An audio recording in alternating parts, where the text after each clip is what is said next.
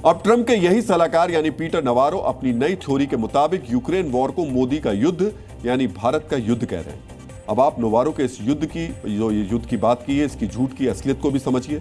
नवारो का आरोप है कि रूस भारत से तेल खरीद कर यूक्रेन वॉर को स्पॉन्सर कर रहा है, लेकिन आंकड़े क्या कहते हैं आप भी देख लीजिए।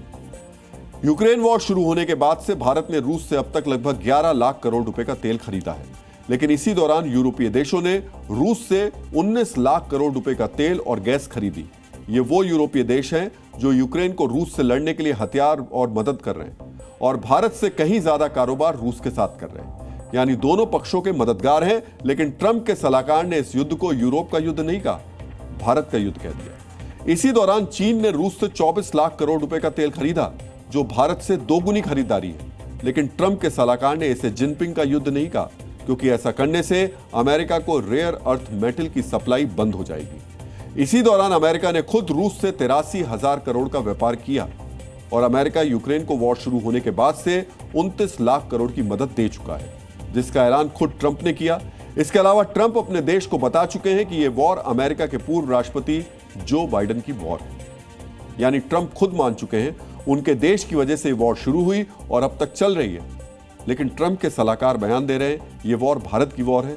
इसे आप अमेरिका की दोहरी नीति कह सकते हैं, क्योंकि जिस वॉर का सबसे बड़ा स्पॉन्सर खुद अमेरिका है और उसके जो सहयोगी यूरोपीय देश हैं, उसको भारत की वॉर बताकर ट्रंप के सलाहकार भारत पर लगाए गए टैरिफ की आलोचना से बचने की कोशिश कर रहे हैं। लेकिन ऐसा करना उनके लिए आसान नहीं, क्योंकि खुद अमेरिका के अंदर सवाल पूछे जा रहे हैं। भारत पर 50% टैरिफ लगा तो चीन को क्यों छोड़ दिया गया?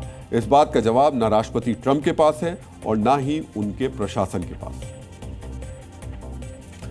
एक तरफ अमेरिका में ट्रंप के सलाहकार भारत पर लोकतांत्रिक देशों का साथ नहीं देने का आरोप लगा रहे हैं, दूसरी तरफ अमेरिका दुनिया में लोकतांत्रिक तरीके से चुनी गई सरकारों को गिराने की कोशिश में जुटा है।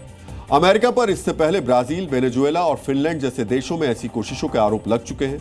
डीएनए में हमने आपको इसकी जानकारी भी दी थी, लेकिन नया मामला डेनमार्क से आया है। डेनमार्क ने आरोप लगाया है कि ट्रंप ग्रीनलैंड पर कब्जा करने के लिए सरकार गिराने की साजिश रच रहे हैं। डेनमार्क के आरोप के मुताबिक ग्रीनलैंड में अमेरिका ने सत्ता बदलने के लिए गुप्त अभियान चलाया।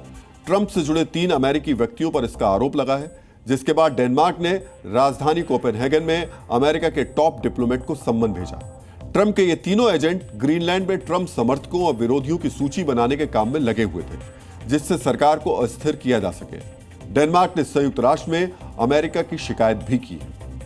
ग्रीनलैंड डेनमार्क प्रशासित क्षेत्र है, जहां करीब 57,000 लोग रहते हैं। यहां खनिज संसाधनों की भरमार है, इसलिए अमेरिका की इस इलाके पर नजर है। ट्रंप ने सार्वजनिक तौर पर ग्रीनलैंड को खरीदने की भी इच्छा जाहिर की है। इसके अलावा ग्रीनलैंड पर कब्जा करने के लिए ट्रंप ने ताकत का इस्तेमाल करने की भी बात कही, लेकिन जब ट्रंप ऐसा नहीं कर पाए तो ट्रंप ने ग्रीनलैंड में दूसरा ही खेल शुरू कर दिया। यानी जो देश अपने फायदे के लिए दूसरे देशों में गड़बड़ी फैला रहा हो, लोकतंत्र की साजिश को करके लोकतंत्र को साजिशों से कुचलना चाहता हो, वो भारत को लोकतांत्रिक देशों की मदद करने की सलाह दे रहे हैं और भारत पर वॉर को बढ़ाने का आरोप लगा रहे हैं। अमेरिका की इन्हीं नीतियों की वजह से दुनिया में उसके दोस्तों की संख्या लगातार कम हो रही है।